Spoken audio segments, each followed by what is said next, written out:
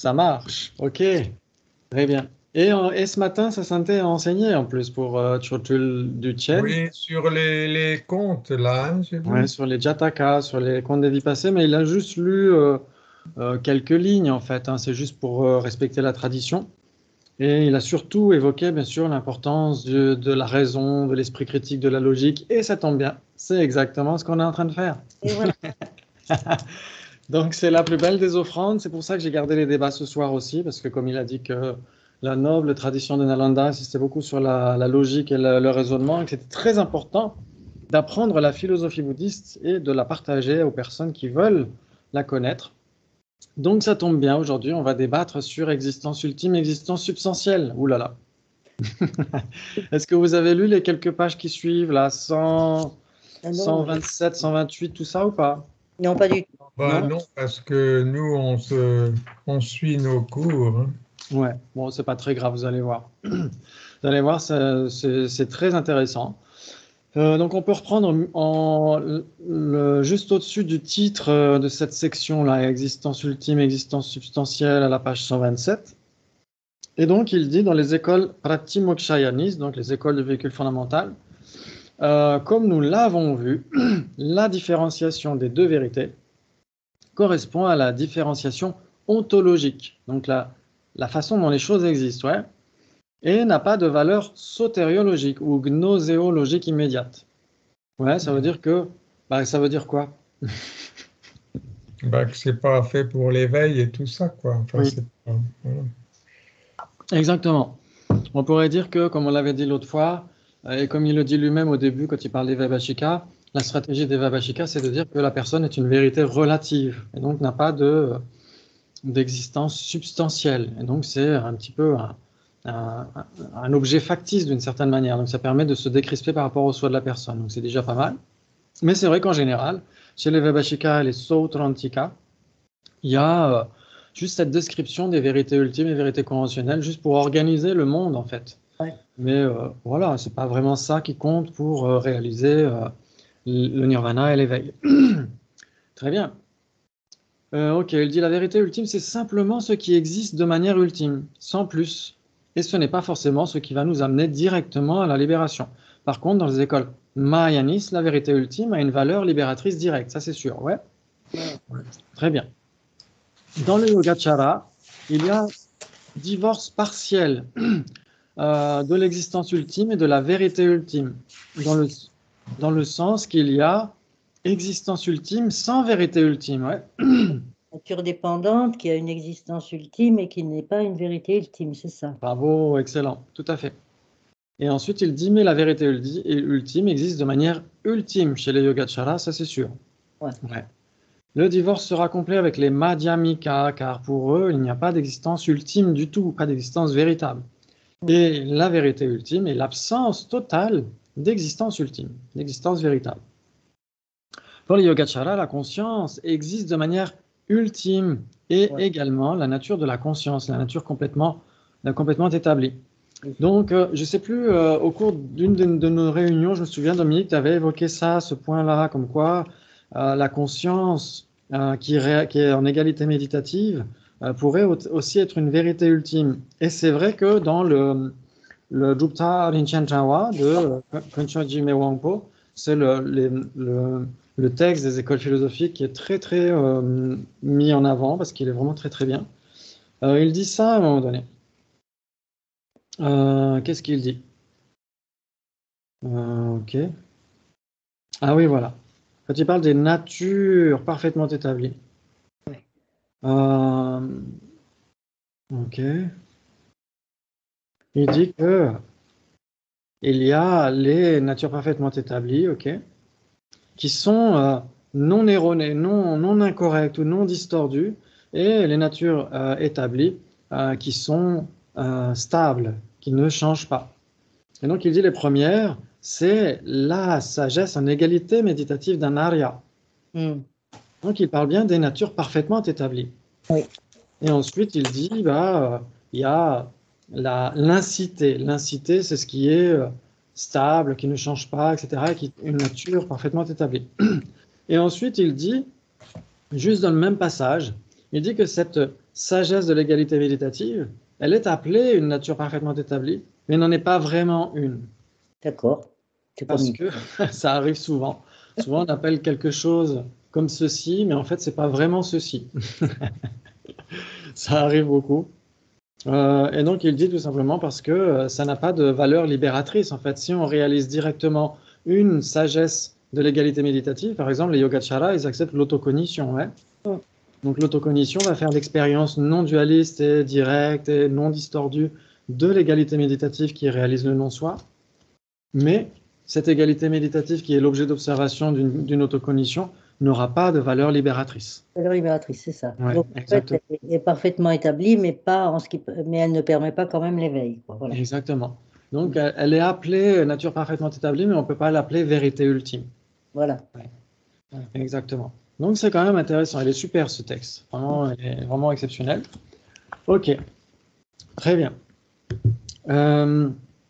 Donc, on a dit, donc pour la conscience s'établit elle-même, elle est auto-établissante, donc avec l'autocognition. Et puisque la conscience existe réellement, la nature de cette conscience doit aussi exister réellement. Bon, on pourrait débattre là-dessus, mais ça, c'est pas très grave.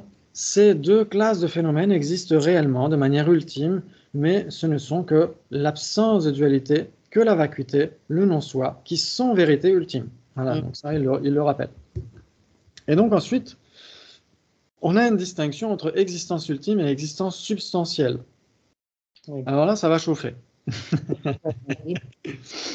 Une autre différence que nous allons devoir faire, c'est la différence entre l'existence ultime et l'existence substantielle. Le non-soi de la personne, chez les Yogacaras, est l'absence d'un soi substantiel et autonome. Ouais, ça vous parle, ça, ouais? On en a déjà beaucoup parlé, ouais? Non, et substantiel, oui. Exactement. Ça veut dire quoi, substantiel? Il est dit que l'individu n'existe pas en tant qu'entité substantielle, qu'il n'a pas d'existence substantielle. Avoir une existence substantielle signifie exister de façon à ce que le phénomène soit possible à identifier sans dépendre de l'identification d'autres phénomènes. Ouais. Ça, oui. Voilà, ça, on l'avait vu plein de fois. Et donc, Hein? ça, c'est très important de bien le garder à l'esprit. C'est de ça qu'il s'agit quand on parle du soi substantiel ou non-soi en tant qu'absence de soi substantiel, etc. Un phénomène existe de façon substantielle seulement s'il est identifiable indépendamment de l'identification d'autres phénomènes. Oui. Ouais. Donc on avait dit par exemple la montre, c'est un phénomène substantiel, le temps, c'est un phénomène imputé. Oui. Ouais. Ok, parce que substantiel imputé, c'est vraiment une dichotomie. Ça veut dire c'est une opposition. Ça inclut tous les phénomènes, quels qu'ils soient. Ouais. C'est-à-dire que si ça existe, c'est nécessairement soit un phénomène substantiel, soit un phénomène imputé. Très bien. Ok. Ok. Donc, par exemple, la personne n'est pas identifiable indépendamment d'autres phénomènes. Voilà, indépendamment. Parce que pour identifier la personne, il faut identifier le corps ou les sensations ou la conscience. Il faut identifier un des agrégats qui n'est pas la personne. Donc la personne, très clairement, n'existe pas de façon substantielle. Par contre, la couleur existe de façon substantielle. Les atomes de couleur existent de façon substantielle car on peut identifier la couleur par elle-même. De même pour le son. On identifie le son par lui-même sans dépendre de l'identification d'autre chose. Ouais. Donc ça, c'est assez simple jusqu'à maintenant. Puisque l'individu n'a pas d'existence substantielle, comment existe-t-il? Il a une existence imputée. Ouais. Mais cela ne veut pas dire une existence imaginaire. Ça ne veut pas dire que la personne soit une nature imputée. Ouais. C'est ça. Ouais, parce qu'une nature imputée, c'est quoi? C'est soit un non-existant, soit un phénomène permanent. Ouais. Très bien, alors que la personne n'est pas un non-existant et la personne n'est pas un phénomène permanent. Donc, il y a une différence flagrante entre nature imputée et phénomène imputé. Ouais. Est-ce qu'on peut reprendre 2 secondes là? Ok. Parce que ma patte miaule, je cherchais où elle était, donc j'ai pas tout compris. Ouais. Ok. Donc, nature imputée, vous vous souvenez ce que c'était? Oui, il y a 3 natures, et la nature imputée, c'est les permanents et les non-existants. Voilà, exactement. Donc, on prend les non-existants, on prend les permanents autres que les vacuités, et on les met dans un grand sac. Ce grand sac, c'est les natures imputées. Ouais. Très bien. Mais est-ce que la personne fait partie de ces natures imputées? Mais non. Non, puisqu'elle c'est un existant. Et elle n'est pas permanente. Oui, Exactement, elle est elle est impermanente. dépendante, alors. Elle est impermanente, c'est nécessairement une nature dépendante. Oui. Ouais. Donc ce n'est pas une nature imputée, mais c'est un phénomène imputé. Voilà, c'est ça, d'accord, j'ai compris. Ouais. Oui. Excellent, très bien. Donc c'est ce qu'il dit là, il dit que l'individu a une existence imputée dans le sens que pour identifier son existence, il faut identifier l'existence d'autres phénomènes, le visage, la voix, etc. Dans ce sens-là, il a une existence seconde. C'est-à-dire que, en général, parmi les écoles philosophiques, c'est ce qui a une existence substantielle, qui est vraiment du concret, du palpable, etc. Mais il n'en demeure pas moins que la personne est réelle, existe bien réellement, parce que c'est une nature dépendante. Ouais. Donc elle a une existence véritable pour les Yogacaras. Il y a une personne qui souffre, une personne qui est heureuse, il y a une personne qui pratique la voie, etc. Cette personne n'existe pas en tant que soi substantiel. Car si le soi était substantiel, ce soi devrait être autonome, il devrait être identifiable indépendamment des agrégats. Il devrait être autonome par rapport aux agrégats. Ouais. Le raisonnement nous montre rapidement que ce soi n'existe pas de cette façon. Ouais. Donc, ensuite, il y a une question parce que les étudiants se posent la question comment est-ce que l'appréhension de la couleur d'une table pourrait ne pas dépendre, parce que ça dépend nécessairement de plein de trucs, ouais. On appréhende visuellement la couleur d'une table, il y a forcément la condition antécédente, il y a la condition objectale, la condition dominante, il y a tout ça qui entre en jeu. Ouais. Donc ça dépend nécessairement. Mais ce n'est pas de ce type de dépendance-là qu'il s'agit quand on parle de phénomène substantiel, phénomène imputé. Ouais. Ok, donc c'est pourquoi il y a cette question. Pourquoi ne fait-on pas le même raisonnement pour la couleur? Et donc, Geshe Dreyfus dit comment vous y prendriez-vous? L'étudiant dit il y a ne serait-ce qu'un support. Et donc, la réponse, c'est attention, on est en terminologie bouddhique. Évidemment, si vous vous placez sur le plan de la science moderne, la notion de couleur va être très différente, puisque la couleur est une qualité secondaire. Donc, elle n'est pas substantielle. Parce que c'est vrai qu'en Occident, avec Aristote, etc., on avait la substance et les qualités de la substance. Donc, la substance, c'était ce qui était pur et dur, et les qualités de la substance étaient secondaires. Donc c'était un petit peu dans ce sens-là. Cela pour la science depuis le XVIIe siècle. C'est aussi ce principe-là. Mais ici, on se place dans le cadre de l'Abhidharma. Et la couleur est faite par des atomes de couleur. Donc quand on voit la couleur, on voit indépendamment de l'identification d'autre chose. Ouais? Oui. Ok. Donc là, bien sûr, dans ce cas-là, quand on parle d'atomes, etc., c'est difficile à replacer dans le contexte du Chittamatra. Ouais, parce que les Chittamatra, justement, ils disent qu'il n'y a pas de phénomène extérieur, justement parce qu'ils n'acceptent pas la théorie des atomes tels que les Sautrantika et les Viveka les acceptent. Mais c'est pas très grave. Ok. Donc l'étudiant dit, mais la couleur dépend aussi de la lumière de la place. Donc il y a une dépendance nécessairement. Ouais. Oui. Ok, donc dépendre d'autre chose ne veut pas dire dépendre d'une condition comme la lumière, etc. Dépendre d'autre chose, c'est comme on l'a dit, c'est le temps dépend d'autre chose pour être appréhendé, être directement perçu. Il dépend de la montre. Donc c'est de cette dépendance-là qu'on parle. Et donc lui, il dit, cela veut dire dépendre d'une chose que l'on doit d'abord identifier pour voir. Lorsque vous voyez la couleur, voilà, vous n'identifiez pas la lumière, vous avez besoin de lumière et de beaucoup d'autres choses pour voir la couleur, mais vous n'identifiez pas la lumière avant d'identifier la couleur. Alors que si vous voyez quelqu'un, vous identifiez son corps, ou bien, ouais, exactement, ou bien une personne elle-même identifie une partie de son esprit. Ouais. Mais là, en fait, ce serait difficile de dire qu'on perçoit d'abord le corps et la personne ensuite. Ouais. Ce serait difficile à dire puisque le corps de la personne et la personne sont une même entité substantielle, non? Donc ils doivent apparaître en même temps et apparaître, ne pas apparaître séparément. Donc ce serait difficile de dire on perçoit d'abord le corps et ensuite la personne. Non, la personne et le corps sont une même entité substantielle, coexistent en fait, sont une même entité substantielle simultanée. Ouais. Ok. Très bien. Mais ça, c'est pas très grave, c'est juste pour chipoter. Maintenant, on peut se demander si des choses comme le vase, l'eau, etc., existent de façon substantielle. On peut débattre. Ouais. Ah oui. Ah, j'attends ça depuis plusieurs vendredis. Il y a les qualités physiques et la conscience, ouais. Cela Ouais. se limite au matériel et à la conscience, car ce qui n'est ni matériel ni conscience, par exemple les facteurs composés non associés comme la personne, l'impermanence, la naissance, etc., tous ces phénomènes ont une existence imputée. Putain, oui. Ouais. Et évidemment, tous les phénomènes permanents n'existent que de façon imputée. Mm.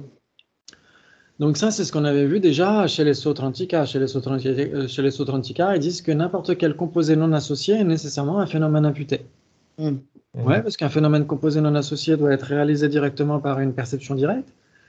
Mais comme il n'est pas de la forme et il n'est pas de la conscience, comment est-ce que les consciences sensorielles peuvent le réaliser, ce composé non associé? Et bien justement en dépendance d'un autre phénomène. Ouais. Ouais, ouais. Ouais. Et donc, comme on réalise ce phénomène en dépendance d'un autre phénomène, c'est nécessairement un phénomène imputé. Ce n'est pas un phénomène substantiel. Ouais. Donc, tous les composés non associés sont nécessairement des phénomènes imputés. Oui. OK. Donc, on pourrait se poser la question, comment fait un arya pour réaliser directement l'impermanence subtile? C'est-à-dire qu'il réalise ses propres agrégats directement et explicitement, etc. Et il réalise l'impermanence de ces agrégats. Et cette impermanence, normalement, devrait être réalisée directement. Ouais. Et comme c'est un phénomène imputé, qui n'est pas de la forme et qui n'est pas de la conscience, ça doit être réalisé nécessairement en dépendance du corps et de l'esprit qui, eux, sont impermanents. OK. Mais on ne peut pas dire que ce soit une réalisation implicite. C'est pas possible. Ouais. Parce que si c'était implicite, ça voudrait dire que ce serait comme le non-soi, en fait. Il y aurait une réalisation directe du non-soi. Ouais. Et ça pourrait être implicite dans le sens de l'absence de continuité. Oui. Dans l'absence de continuité, comment ça? L'impermanence subtile, ça pourrait Oui. être une réalisation directe implicite au sens de réalisation de l'absence de continuité. Oui. Alors ça, ce serait plutôt l'impermanence grossière. Ouais. Quand il y a une rupture dans un continuum, c'est ça l'impermanence grossière, ouais. Ouais. Mais l'impermanence subtile, c'est le claquement de doigts. Oui, en effet, c'est le changement instantané, ouais. Oui. C'est le changement instantané qui se répète encore et encore quand le continuum n'est pas tranché, ouais. Donc en tout cas, oui, ça permet de se poser cette question. Comment font les Aryas? Est-ce qu'ils réalisent l'impermanence subtile? Ils doivent la réaliser nécessairement explicitement, en tout cas pour les Sautrantika, parce que l'impermanence, c'est un phénomène impermanent nécessairement. Et donc ça doit nécessairement être réalisé explicitement par une perception directe valide. Une cognition valide directe. Ok, bon, ça c'est juste un point supplémentaire. Mais là, on va entrer dans le croustillant. Je n'ai pas commencé, Ça ne d'accord. fait pas commencer, non. Très bien. À part le non-soi, les phénomènes permanents n'existent que de façon imputée. Ça, c'était pareil chez les Sautrantika, ouais. Oui. Un phénomène permanent, ça dépend d'une simple imputation conceptuelle, ouais. Et chez les Yogacaras, c'est pareil. Puisqu'ils sont irréels. On a donc 3 divisions, vérité ultime et vérité conventionnelle. Ensuite, existence ultime et existence conventionnelle. Et ensuite, existence substantielle et existence nominale. Donc là, on met tout ça dans un seau, on secoue le seau. Vérité ultime et vérité conventionnelle, ok. Ouais, vérité ultime et vérité conventionnelle. Existence ultime et existence conventionnelle. Conventionnelle, d'accord. Ensuite, existence substantielle, existence nominale ou existence imputée, c'est pareil. Ouais. Ah. Ok. Donc il dit, il ne faut pas tout mélanger. Ah bon? Donc le non-soi est vérité ultime, vous êtes d'accord? Oui. Et il est existence ultime. Pourquoi? Parce que c'est une nature parfaitement établie. Oui. Donc il a une existence véritable, ouais. Et il est une existence substantielle. Entre parenthèses, car quand on médite sur le non-soi, on identifie le non-soi par lui-même. Donc là, il n'y a pas de réalisation implicite chez les Yogacara. Il y a une réalisation explicite, je crois, normalement. Ah bon? Ouais. Et je crois que chez les Madhyamika, c'est pareil. Chez les Prasangika en particulier, c'est pas la même chose que dans le Sautrantika. Dans le Sautrantika, ils disent que quand c'est permanent, forcément, ça ne peut pas engendrer un aspect à la conscience, puisque c'est permanent. Ça ne peut pas engendrer quoi que ce soit. Mais normalement, les Mahayanistes arrivent à dire que la réalisation yogique directe de l'Arya arrive à contacter l'objet, en fait, même si il n'est pas S'il a obligé. une absence, Ouais, exactement. Et pourtant, c'est une simple absence. Donc, c'est ça qui fait la différence entre les Sautrantika et ensuite les écoles mahayanistes. Les écoles mahayanistes disent que, par exemple, les Prasangika en particulier disent que il y a une réalisation explicite de la vacuité ah par bon? une réalisation yogique directe. Ouais. Ouais, ouais. Donc, il y a que les Sautrantika parce que, bah, justement, eux, ils n'arrivent pas pour eux, c'est une simple absence, comme pour les autres écoles, c'est une simple absence, mais cette simple absence ne peut pas être, même par une perception yogique directe, être réalisée explicitement. C'est nécessairement implicite. Ok, donc ça, c'est pas très grave. Enfin, Euh, je trouve ça assez grave, moi. Mais c'est vrai que ça pose question. Comment est-ce que fait l'esprit pour réaliser explicitement une simple absence? bah oui, ben, moi je trouve ça bizarre. Mais Ouais. bon, Et il n'y a que les réalisations yogiques directes qui peuvent le faire, parce que pour les sensoriels, etc., c'est toujours implicite. Là, on est d'accord. mhm. Ouais. Et les réalisations yogiques directes, par exemple, c'est ce que dit Lama Tsongkhapa à un moment donné, je crois que c'est dans le Madhyamakavatara, dans son commentaire, le Gomparapsel, il dit que la réalisation d'un Bouddha est nécessairement explicite. Ça veut dire qu'un Bouddha réalise la vacuité nécessairement de manière explicite. Il n'y a aucune réalisation implicite chez un Bouddha. Mm. Et donc c'est pareil, sa conscience, sa réalisation yogique directe de la vacuité contacte directement cette simple absence. Alors, il faut penser que pour nous, la vacuité est une négation non affirmative, mais pour les yogis et pour le Bouddha, puisqu'il y a une réalisation explicite, il y a une réalisation explicite de quelque chose.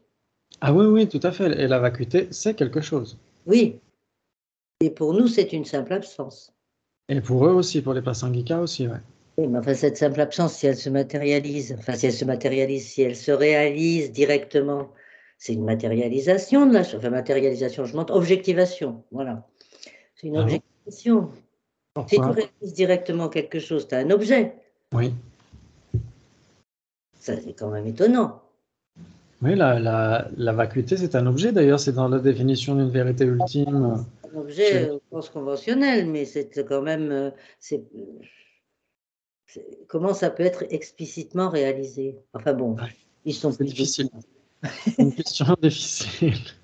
Je sais pas comment ça fonctionne dans l'esprit. J'ai du mal à comprendre, en effet, moi aussi, parce qu'on est tellement habitué à étudier le Sutrantika et à voir que c'est une réalisation implicite, donc ça semble plus facile à comprendre de ce point de vue-là. Non, mais même si c'est une simple. Alors donc, le fait de la simple absence, c'est parce que conventionnellement, on l'a dit comme une simple absence. Mais si on a une réalisation explicite, c'est que ce n'est pas une simple absence. C'est une simple absence conventionnelle. Alors, pas nécessairement, parce qu'il peut y avoir des réalisations explicites, même chez les Sutrantika, il peut y avoir des réalisations explicites de simples absences, si c'est conceptuel. Oui. Ouais, ça veut dire que si on pense au non-soi chez les Sutrantika, C'est conceptuel, je le ouais, comprends, ça. là, si c'est conceptuel, c'est explicite. En réalisation directe. Mais en réalisation directe, c'est là où en effet, ils vont dire non, c'est nécessairement implicite. Alors que les autres écoles, et Prasangika en particulier, vont dire c'est nécessairement une réalisation explicite.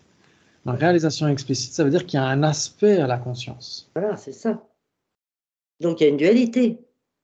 Donc c'est quand même bizarre. Alors, d'un certain point de vue, si, il y a nécessairement une dualité dans le sens où la vacuité, c'est une négation, et la conscience qui réalise directement cette vacuité, elle-même n'est pas une négation. Oui. Elle reste un phénomène affirmatif, ouais. Mm. Sinon, elle se transformerait en phénomène permanent, la conscience. Et donc, si elle se transformait en phénomène permanent, comment est-ce qu'elle pourrait appréhender un phénomène tel que la vacuité? Donc, la conscience qui réalise directement la vacuité reste un phénomène impermanent, reste un phénomène qui est clarté cognitive. Mhm. Ouais. Ça, Même si au regard de la personne qui réalise directement la vacuité, il n'y a pas cette dualité. parce que Ah, ultimement, la conscience, elle est vacuité. pardon? Ultimement, la conscience, elle est vacuité. Ultimement, tout à fait, mais il n'empêche que sa nature conventionnelle reste un phénomène impermanent. Ouais, mais ultimement, elle est vacuité. Donc, si tu es dans la réalisation directe de la vacuité en équilibre méditatif, à la limite, je veux bien que tu gardes ta conscience comme impermanente, mais si tu es Bouddha, tu ne peux pas avoir une conscience. Je comprends rien. En fait, la réalisation directe de la vacuité ne fait pas en sorte que l'objet et le sujet deviennent un. Ils sont indissociés du point de vue de l'expérience, mais ne pas pouvoir dissocier l'un et l'autre ne revient pas à réaliser qu'ils seraient un. Ouais, D'accord, pas la même chose. C'est-à-dire d'accord. que, par exemple, on n'arrive pas à dissocier la table et sa couleur, par exemple. Est-ce que ça veut dire que la table et sa couleur seraient une pour autant? Non, j'entends. Ouais. Donc, D'accord. ouais, ça pose question. Mais on pourra y revenir parce il va parler du Prasangika. Ouais. Ok. Très bien. Donc, il dit, entre parenthèses, donc il dit, voilà, il ne faut pas tout mélanger. Le non-soi est vérité ultime, il est existence ultime et il est existence substantielle. Car quand on médite sur le non-soi, on identifie le non-soi par lui-même. Il n'y a pas besoin de passer par autre chose. Donc, c'est là où ça veut dire que c'est substantiel. Ça veut dire que c'est substantiel. Ok. Mais il y a quand même une distinction entre réalisation d'un phénomène substantiel et réalisation d'un phénomène de manière explicite. Donc, il y a quand même une différence. Il faudra creuser le truc. Ok. Là, il dit la conscience est existence ultime et existence substantielle. Vous êtes d'accord? Oui. Mais n'est pas vérité ultime. Bah, pour les Chittamatras, c'est pas la vérité ultime. Non, la vérité Ouais. ultime, c'est la non-dualité, oui, d'accord. Exactement, c'est la non-dualité. Une vérité ultime pour les Mais Chittamatra. ça a une existence ultime. Oui, oui, c'est Voilà, ça. c'est une existence ultime. Ouais, mais c'est une vérité conventionnelle. Ouais. D'accord, oui, oui. Très bien. Donc, elle a une existence substantielle, mais n'est pas vérité ultime, puisqu'elle s'auto-perçoit et elle est existence substantielle. Et puisqu'elle existe réellement, elle est existence ultime, ouais. Mais c'est un phénomène conventionnel, c'est une vérité conventionnelle. D'accord.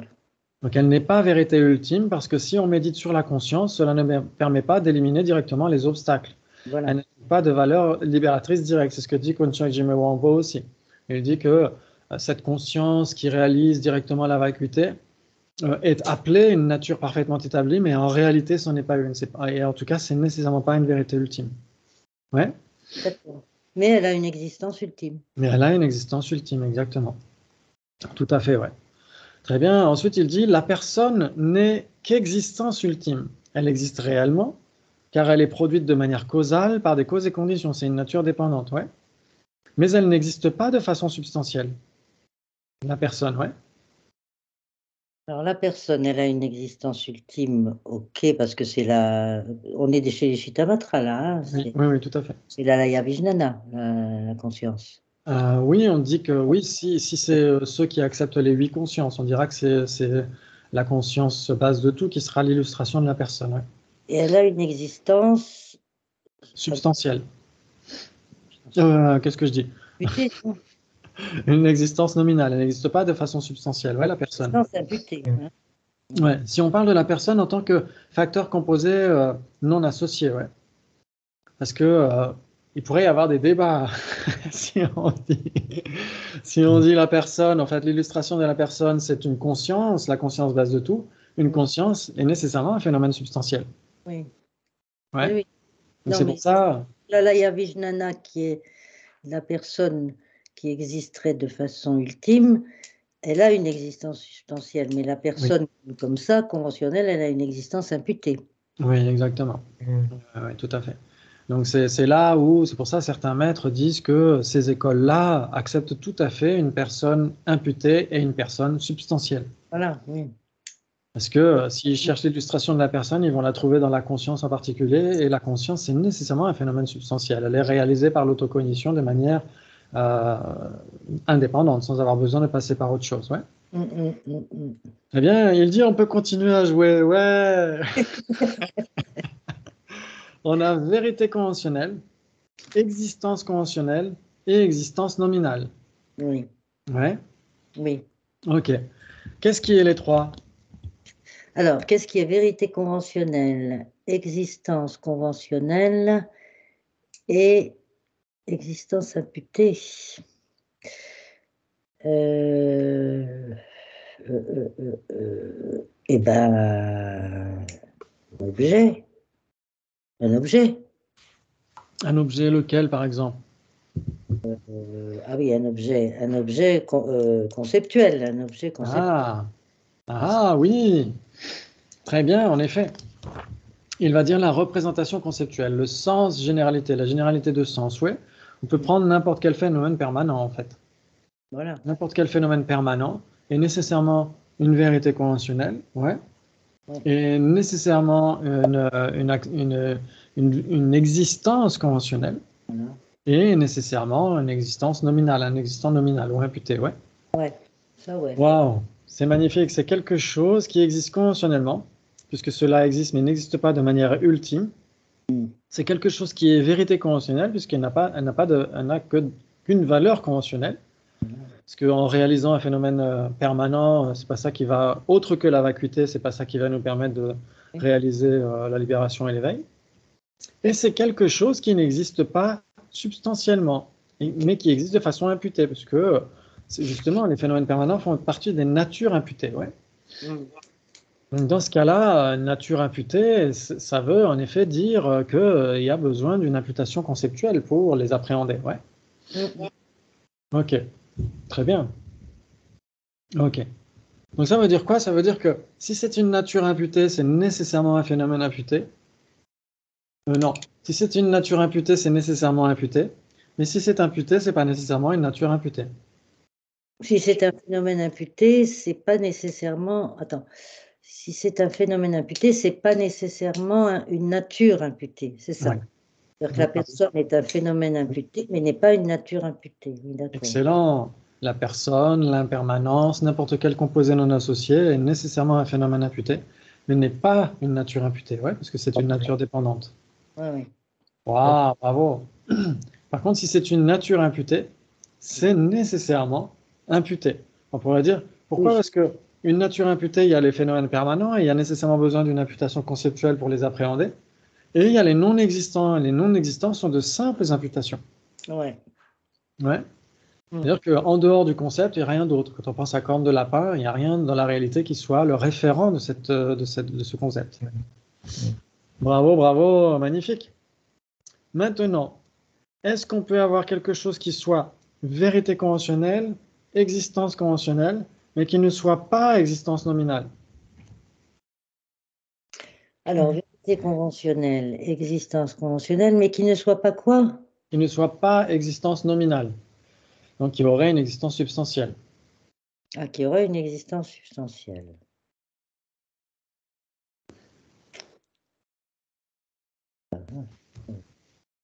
Qui aurait Bravo. la conscience. Ah, alors la conscience. C'est une vérité Euh, conventionnelle, elle a une oui. existence conventionnelle et elle Ouais. existe substantiellement, non? Alors, elle a une existence ultime. Elle a une existence véritable, ouais, parce que c'est une nature dépendante. Ouais. Elle n'a pas d'existence conventionnelle, la conscience. Non, parce que justement, c'est une nature dépendante. Et donc, les natures dépendantes et les natures parfaitement établies ont une existence ultime, une existence véritable. D'accord? Alors, elle n'a pas d'existence conventionnelle. Alors, qu'est-ce qui aurait une existence conventionnelle? C'est-à-dire une nature dépendante, qui serait une vérité conventionnelle, donc n'importe quelle nature dépendante, ou alors la table. Alors, la table. La table, donc, serait une vérité conventionnelle, on est d'accord? Elle aurait une existence conventionnelle. Elle a une existence conventionnelle et elle a une existence substantielle. La table a une existence conventionnelle. Putain. Nature dépendante, donc elle a une existence ultime. Donc ça ne va pas.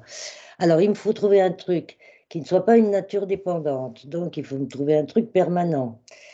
Permanent. Mais permanent, c'est imputé forcément. Ah, ça peut être une nature imputée, mais c'est pas forcément un phénomène imputé.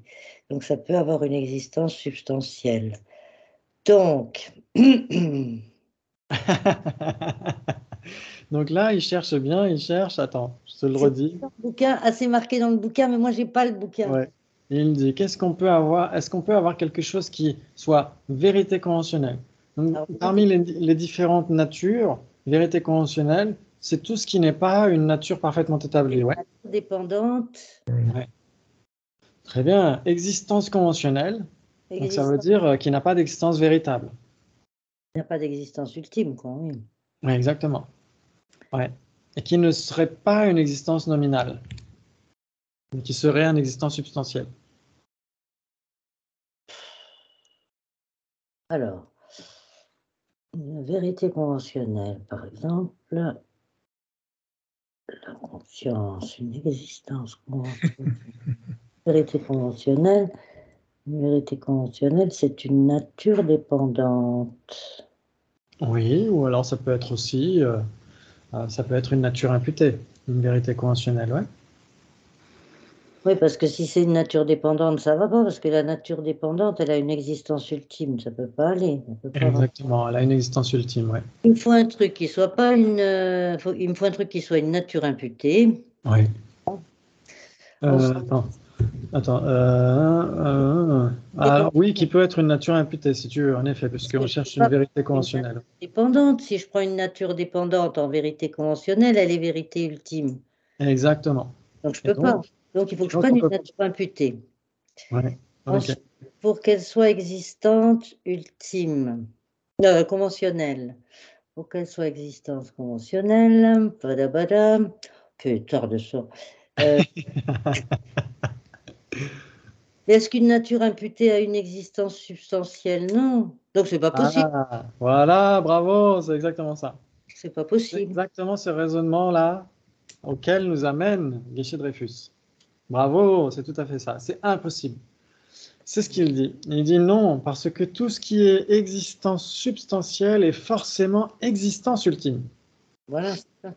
Donc si on cherche un truc qui ne serait pas une existence nominale, donc ça veut dire qui serait nécessairement une existence substantielle, c'est nécessairement un existant ultime. Ouais. Oui, merci. Bravo, tu t'en es super bien sorti. Franchement, c'est magnifique. Ok, donc c'est pas terminé.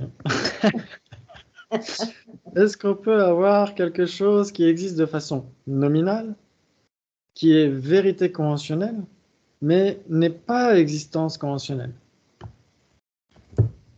Alors, la personne. Oui, bravo. Alors là, 200%, c'est vrai, c'est magnifique.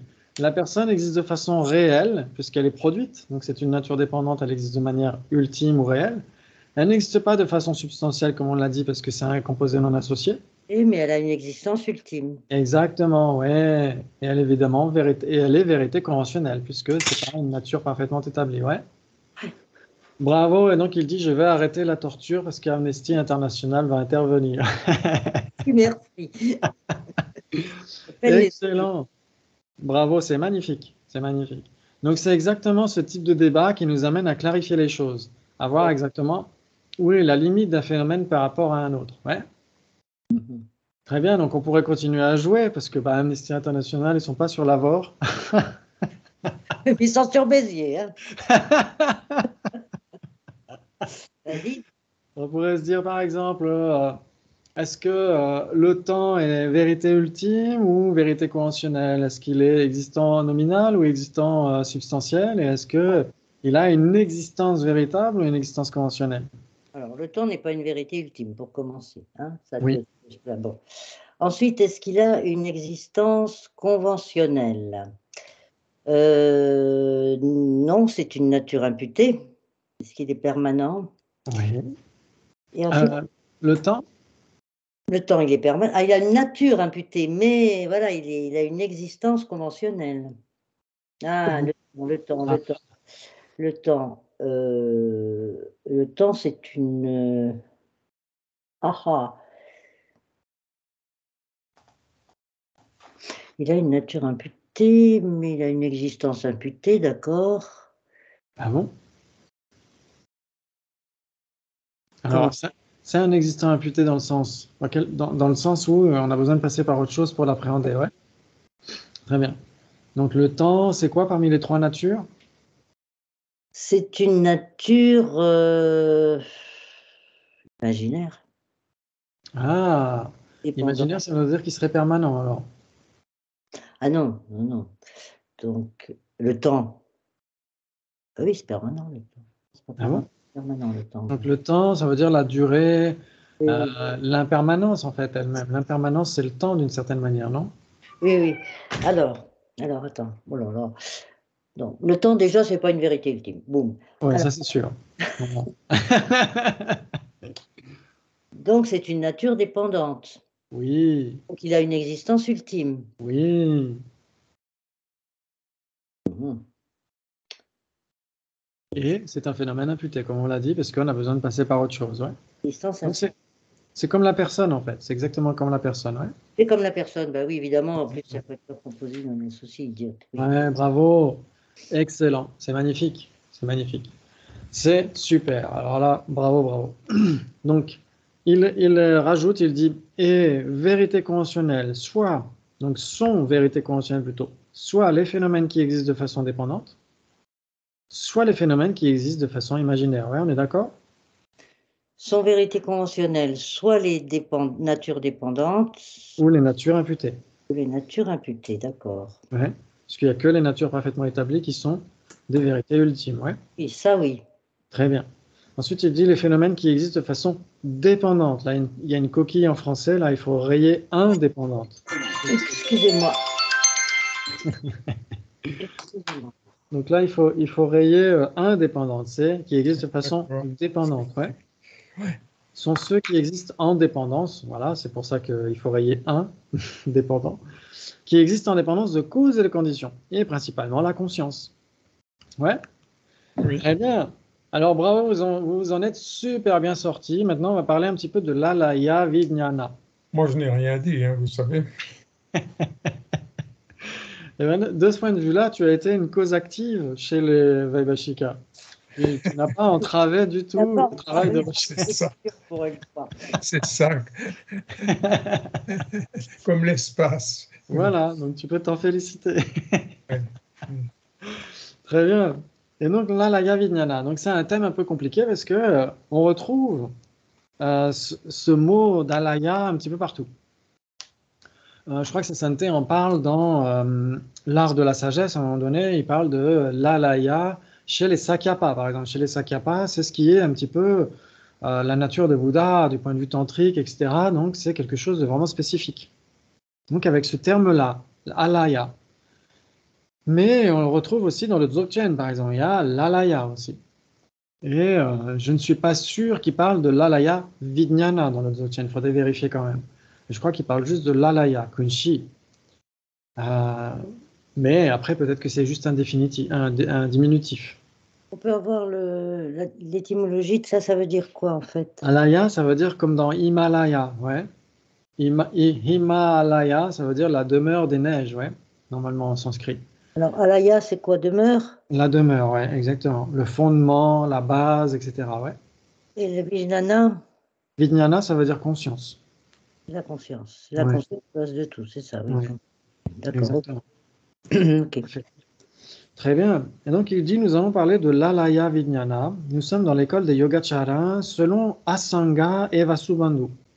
On pourrait aussi prendre une autre sous-catégorie des Chittamatrins, ceux qui acceptent l'aspect vrai. Ouais.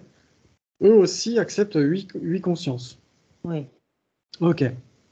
Donc le Jupta, les écoles philosophiques, le principe philosophique, la vue philosophique, ceux qui suivent les écritures chez les Yogacaras, cette sous-école parle de 8 consciences, alors que la tradition de Acharya Dharmakirti et Dignaga ne parle que de 6 consciences et ne semble pas parler d'Alaya Vijnana. C'est vrai que quand on lit ces différents types d'oxographie, les vues philosophiques, en général, les Chittamatrins qui suivent le raisonnement, donc à la suite de Acharya Dignaga et Dharmakirti, n'acceptent pas les 8 consciences. Donc ils ne semblent pas les accepter. Donc les seuls dans ces écoles philosophiques, telles que les Gelugpa les interprètent, qui acceptent 8 consciences, sont les Chittamatrins tenant de l'aspect vrai, ou encore les autres Chittamatras, ceux qui suivent les écritures d'Arya Sangha et Vasubandhu. Et donc toutes les autres écoles n'acceptent pas justement ces 8 consciences. Ok. Donc souvent on parle de groupe de 8 consciences, mais en fait en réalité c'est 8 groupes de consciences. Ou quand on dit groupe de 6 consciences, c'est une erreur, il faut dire les 6 groupes de consciences, parce que c'est toujours un ensemble les consciences. Quand on parle des consciences visuelles, il n'y a pas une seule conscience visuelle. On n'a pas une conscience visuelle, on a nécessairement plusieurs. Celle qui réalise une table, celle qui réalise une chaise, etc. etc. Ouais. Ok. Très bien. Et pour les autres consciences, c'est similaire. Donc on parle des groupes de conscience. Ok. Ok. L'alaya vijnana n'est pas un point nécessaire à la doctrine des Yogacara. Néanmoins, c'est une doctrine importante de cette école et je vais en parler. Ok. Très bien, on a du temps, ouais. Dans le Yogacara, les objets extérieurs ne sont que réflexions de la conscience, ouais. Conscience qui est agitée et qui vient à déclencher ces réflexions sous l'emprise du karma, sous l'emprise des tendances qui sont en nous. Comment ces tendances viennent-elles à exister et surtout où demeurent-elles avant d'éclore? Elles viennent à exister depuis des temps immémoriaux. Lorsque nous avons une expérience, dès que cette expérience s'arrête, cette expérience dépose dans notre courant de conscience une empreinte, une tendance qui produira une expérience semblable dans un temps suivant. Donc c'est quand on parlait de ces graines de type similaire, c'est de ça qu'il s'agit ici. Où cette expérience est-elle déposée? Où est-ce que cette graine est déposée? Dans la conscience qui s'appelle l'alaya vijnana, la conscience réservoir. Ouais, réservoir de toutes les dispositions, les prédispositions, de toutes les graines que nous produisons au cours de notre vie. L'alaya vijnana est une conscience liminale, une conscience qui n'est jamais claire, elle est inattentive d'une certaine manière. Elle ne réalise pas les objets extérieurs. C'est une conscience qui existe tout le temps et qui n'est jamais fixée sur un objet clairement. C'est une conscience qui est subliminale, comme la conscience dans l'évanouissement. Elle existe de façon constante, mais n'est pas permanente, ouais, puisqu'elle change d'instant en instant. À la fin de la vie, les 6 consciences opératrices s'arrêtent, donc les consciences sensorielles et la conscience mentale, et le corps s'arrête de fonctionner. Tout se dissout. Que reste-t-il? L'alaya vijnana et la 7e conscience. Donc la 7e conscience, c'est Klishta Manas, c'est le mental affligé. Donc c'est l'alaya vijnana qui est là au moment de la mort et qui passe dans la vie suivante. Ou disons plutôt que la continuité d'alaya vijnana se trouve dans la vie suivante. Ouais. Donc c'est comme ça qu'ils expliquent ça, les renaissances. Est-ce que la conscience de la vie présente s'efface, demande un étudiant. Et donc il dit, elle se dissout. Ce qui reste, c'est l'alaya vijnana. Et les empreintes que les consciences ont laissées au cours de cette vie. C'est ce qui passe dans la vie suivante. Donc là, la conscience réservoir, la conscience bas de tout, et toutes les empreintes qu'elle comprend. Ensuite, il dit, si vous connaissez les tantras, évidemment, cela a un son familier, car on y dit que c'est la conscience très subtile qui passe d'une vie à l'autre. Il y a une similarité entre l'idée d'alaya vijnana et l'idée d'une conscience subtile qui, elle aussi, est subliminale, à moins qu'on ne la transforme en voie par la pratique. Ouais. Donc cette idée d'alaya vijnana, on la retrouve aussi dans le Theravada. C'est ça qui est intéressant, mais sous une autre appellation. Dans cette tradition, on trouve un état de conscience qui s'appelle Bhavanga. Donc c'est B-H-A-V-A-N-G-A, Bhavanga. Anga, ça veut dire qui fait le lien, en fait, l'auxiliaire, le lien, etc. Et Bhava, c'est le devenir. Donc c'est ce qui permet de faire une jonction entre une existence et une autre, Bhavanga. Bhavanga Chitta. Donc c'est un état de conscience subliminale qui se produit lorsqu'il y a un intermédiaire. Ok, donc un état intermédiaire, un espace libre, si vous voulez, entre les moments de conscience sensorielle ou mentale. C'est-à-dire que ce Bhavanga, c'est un peu comme l'alaya vijnana. Ok. Donc Bhavanga, donc B-H-A toujours, veut dire devenir, conscience du devenir. Cet état de Bhavanga est un état de conscience subliminale qui n'a aucun contenu cognitif en lui-même et qui est là simplement comme support du processus de pensée. Le Bhavanga est assez semblable à l'alaya vijnana, ce n'est pas l'alaya vijnana exactement, mais c'est le même genre d'idée que l'on trouve dans la tradition du Theravada, que l'on trouve dans les tantras et que l'on trouve chez les Madhyamika. Ces derniers ne parlent pas d'Alaya Vijnana, mais certains de leurs textes font référence à une conscience subtile Qu'est-ce que qui c'est que se ça? réincarne. Ouais. Ok. Donc c'est assez simple, ça c'est assez simple, mais Alaya Vijnana n'est pas seulement une conscience subliminale qui passe d'une vie à l'autre, il y a des choses plus précises qui lui sont propres. C'est une conscience subliminale neutre, donc elle est ni positive ni négative, ni vertueuse ni non vertueuse. C'est pas nécessairement le terme neutre de neutralité, c'est avyakrita en sanskrit, ça veut dire non spécifié. Vyakrita, ça veut dire spécifier quelque chose que le Bouddha a spécifié, ça c'est ça c'est vertueux, ça c'est non vertueux. Et quand il n'a pas spécifié, quand c'est avyakrita, ça veut dire indéfini d'une certaine manière ou non spécifié. On pourrait dire indéfini. Donc la neutralité, c'est plutôt pour les sensations, ouais. Quand on parle de sensations plaisantes, déplaisantes et neutres, ouais. Donc c'est pas nécessairement la neutralité, c'est pas quelque chose qui relève de l'aspect moral d'une certaine manière, moral entre guillemets. Alors que là, oui, quand on parle de vertueux, non vertueux, c'est plutôt de cet ordre-là. Bon, c'est pas très grave, c'est juste un détail. Ok, elle n'est pas obstruction car elle ne fait partie ni de l'obstruction des afflictions ni de l'obstruction à la connaissance. C'est-à-dire que c'est pas un obstacle cette Oui. conscience base de tout. C'est pas un obstacle. On la trimballe avec soi jusqu'à ce qu'on obtienne l'éveil d'une certaine manière. Mais elle changera de nature à ce moment-là. Ok, il nous reste encore quelques minutes. Ouais, c'est super cool. Ok. En plus, elle est le réservoir de toutes les tendances que nous avons et elle est l'objet de la 7e conscience, la conscience du jeu. Ouais, ça veut dire que c'est intéressant. Ouais. C'est intéressant parce que la conscience du jeu, c'est le Klishta-manas, ouais, c'est le mental affligé qui conçoit un ego, qui conçoit une personne comme existant de manière autosuffisante et substantielle. Ouais. Et donc, cette conscience se trompe. Mais elle appréhende la personne qui est la Laya Vijnana. Mais la Laya Vijnana a une existence substantielle. Oui. Donc comment est-ce que le mental affligé se trompe? Puisque la conscience base de tout est censée être l'illustration de la personne, si cette conscience base de tout a une existence substantielle, parce qu'on peut l'appréhender sans avoir besoin d'autre chose, pourquoi est-ce que ce mental affligé qui appréhende cette conscience base de tout comme étant une personne substantielle se tromperait? Parce que c'est toujours la même chose que la coémergence, là. Il le prend en dualité alors que ce n'est pas une dualité. Oui, on pourrait dire ça, mais oui. La dualité, c'est plutôt par rapport aux formes, en fait, hein. C'est par rapport aux tables, oui, à ce qui se manifeste aux consciences sensorielles en général, ouais. Donc, c'est vrai que là, c'est plutôt par rapport au soi autosuffisant et substantiel, ouais. Là, c'est plutôt au soi de la personne, ouais, qu'on essaie de se référer quand on parle de ça, de ce mental affligé. Le mental affligé, en fait, ne saisit pas la dualité, en fait, hein. C'est pas de ça qu'il s'agit. Le mental affligé observe la conscience base de tout et saisit cette conscience base de tout comme étant une personne autosuffisante et substantielle, ouais.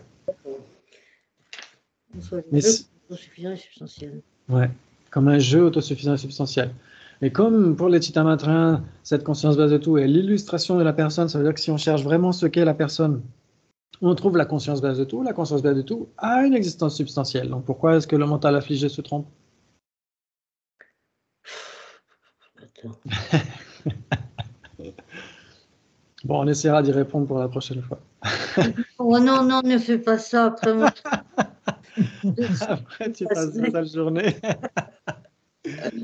Alors, il y a une réponse donnée dans le Jupta de Chankya Pedorji. Magnifique texte qui s'appelle L'ornement du mont Meru. Ah, ok. Et à un moment donné, il parle de ça, justement de ce type de point de vue. Comme quoi, pour les écoles basiques, enfin les écoles non prasangika en tout cas, quand on cherche la personne, on la trouve. On doit la trouver en général. Et pour une grande partie d'entre ces écoles, c'est souvent la conscience ou la continuité de la conscience, la personne, l'illustration de la personne. Ok, et il dit, oui, mais à ce moment-là, pourquoi est-ce qu'on se trompe si on dit que la personne aurait un soi autosuffisant et substantiel, puisque les consciences ont un soi autosuffisant et substantiel? sont des phénomènes substantiels. Ok. Et donc, la réponse, ça semble, d'après ce que j'ai compris, mais il faudrait que je relise le texte, ça semble être d'une certaine manière assez similaire à ce qu'on dit quand on dit qu'une table est un non-soi de la personne. Ouais. Quand on dit qu'une table est un non-soi de la personne, on n'est pas en train de dire qu'une table n'est pas une personne. Ça veut dire que ce n'est pas l'objet de jouissance d'une personne, puisque la personne, elle, n'existe pas. Enfin, n'existe pas en tant que suffisante et substantielle. Exactement. Vu qu'il n'y a pas de moi autosuffisant et substantiel, il n'y a pas d'objet d'usage d'un moi autosuffisant et substantiel, et donc la table est un non-soi de la personne. Mais il dit, on n'est pas en train de dire que la table ne serait pas une personne, parce que là, sinon personne ne ferait ce type d'erreur, quoi. Et donc là, ça semble être similaire, en fait. On peut parler d'un soi personnel ou d'un non-soi personnel en fonction de ce qui est une non-personne ou en fonction de ce qui peut être l'illustration de la personne. Ce n'est pas tout à fait la base qui compte, c'est ce qu'on saisit comme étant un soi personnel autosuffisant et substantiel ou pas. Je ne sais pas si c'est clair. Je ne sais pas si c'est clair, mais je relirai ce passage de Changyalo Pedroje parce qu'il parle de ça d'une manière assez subtile. Et donc, ça a l'air d'être lié à ça. Est-ce qu'une table est un non-soi de la personne? Oui, mais pas dans le sens où cette table n'est pas une personne. Ça, on a tous compris qu'une table n'est pas une personne. C'est assez facile. Mais par contre, on peut très bien saisir, pour ces écoles basiques, on peut très bien saisir une table comme étant un soi personnel. Pas parce qu'on dirait cette table est une personne, mais parce que cette table serait l'objet d'usage d'une personne. Ouais. Oui. Ok. Très bien. Très bien. Et donc là, il prend un raisonnement similaire quand il évoque ça, quand il dit, voilà, si on prend l'objet d'observation de la saisie d'un soi de la personne qui serait une conscience, par exemple, cette conscience a une existence substantielle, donc pourquoi on se trompe? Il dit, bah, c'est pas de ça qu'il s'agit. On n'est pas en train de se tromper sur le fait que la conscience aurait une existence substantielle, puisqu'elle a une existence substantielle. Mais ce serait de considérer que cette conscience serait l'illustration d'une personne existant de manière autosuffisante et substantielle. Ça, oui. Ouais. Voilà. Donc c'est de ce point de vue-là, il y a une nuance en fait par rapport à ça. C'est pas nécessairement l'objet d'observation lui-même qui compte, c'est qu'est-ce qu'on saisit par rapport à cet objet d'observation. Ouais. Ok, mais j'essaierai de clarifier ça la prochaine fois quand même. Ok, merci beaucoup, c'était magnifique, vous avez assuré l'un comme l'autre de manière. Oui, c'est ça, oui. De manière autant affirmative que spatiale.